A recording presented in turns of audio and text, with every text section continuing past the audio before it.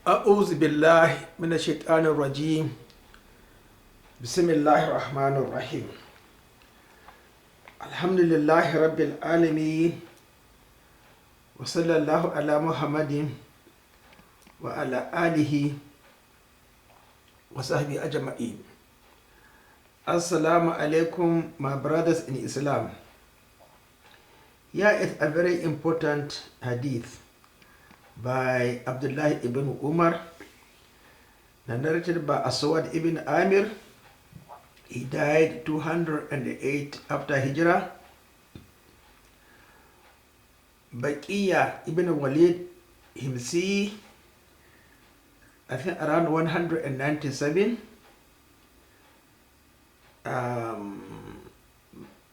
And Uthman ibn Zafara, there are so many of them.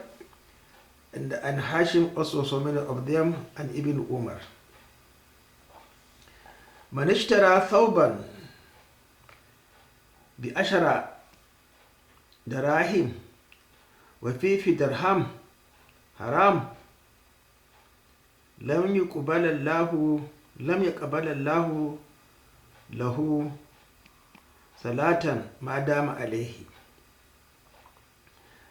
Now it's better always you do the nahaw. Here is thawban. It means he is wearing it. It is in his possession.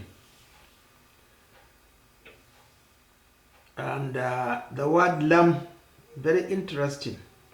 Not walan, which means mukbal, but it said walam before prohibited. فَإِن لَمْ تَفْعَلُوا وَلَنْ تَفْعَلُوا, because it means that it is not actually anything that is haram is forbidden by Allah subhanahu wa ta'ala. It goes back in paradise. Salatan, the one he is performing, madama alayhi, once he is actually observing facing the Kaaba, that means the salat is not rewarded. But you see, the whole problem is this, as I keep on saying, and I had a discussion with a Jew, rabbi. They said that there are so many prohibitions in the Torah that they prefer not to follow the Torah because they cannot actually comply. They cannot actually live. There are so many prohibitions. But there are about 360 bonds, and I look at the number of cells we have, how many billions, and everything is left and the right, even the word cell. So you see, the whole thing is more than what the Jews told Prophet Musa alayhi salam. We cannot believe until we see Allah face to face, descending in clouds, thunder and lightning. Certainly the history of mankind in his relationship with Allah subhanahu wa ta'ala is full of mercy and compassion and love. He has simplified everything that it looks ridiculous, that it has made it impossible to obey him. But the problem is that we don't read. Imagine the number of years we spent reading. In secondary school, that is Government College Zaria, I think there are 3 or 4 of us. We used to take a bucket, fill it with water, and then dip our legs just to keep awake reading in order to pass examination and be what I am today. So this is a very serious hadith, that if you buy a uniform or a cloth or a dress for say 10,000 naira, and if there is 1,000 naira which is haram, you pray with that particular dress, your salat is not accepted by Allah subhanahu wa ta'ala. You see, each it is looking at, itemized and the specific. So if we have only that dress, you pray with it. So what of the rest of the prayers? The 4 remaining, and then that's the only one you give it out. Why did you give it out, or you refused to pray with it other times? Were you aware that there is 1,000 naira of haram in it? Then why did you take that haram initially? So you see, the complicated issue is,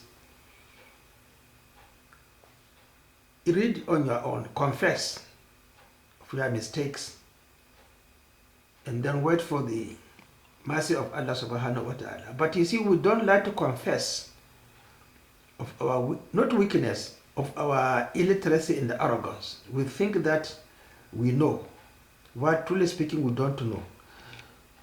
Another hadith, which you see, you have to bring everything in totality.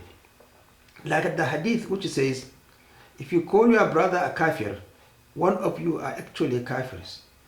Now, if you take me as an illiterate or a proud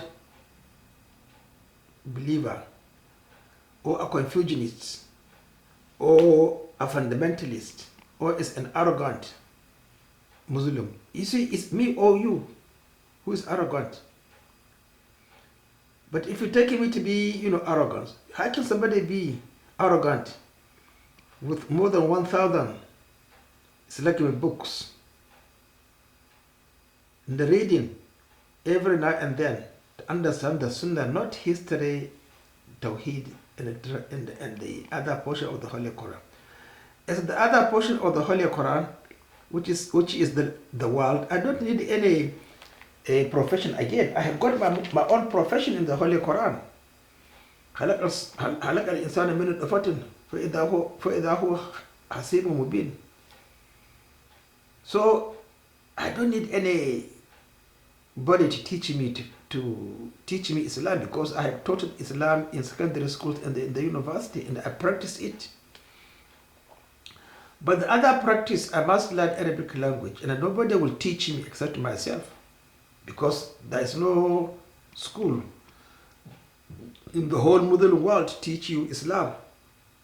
All these schools in Arabian countries, they are just teaching nothing but distortion of Islam. So all what I'm trying to get you across to is, you must be extremely careful. Take the advice of Umar ibn Khattab. Weigh yourself, measure your deeds, they will be weighed and measured. And take the warning. Prophet Adam alayhi salam gave Prophet Dawood alayhi salam 40 years.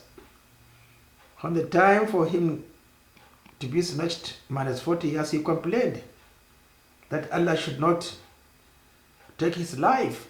He should be given his 40 years. Allah says, no, the angels have witnessed. You have to accept it. It's your own responsibility. You requested for it, and out of my own mercy, kindness, compassion, I accepted it. So you see, my brothers, as I said, it's not easy.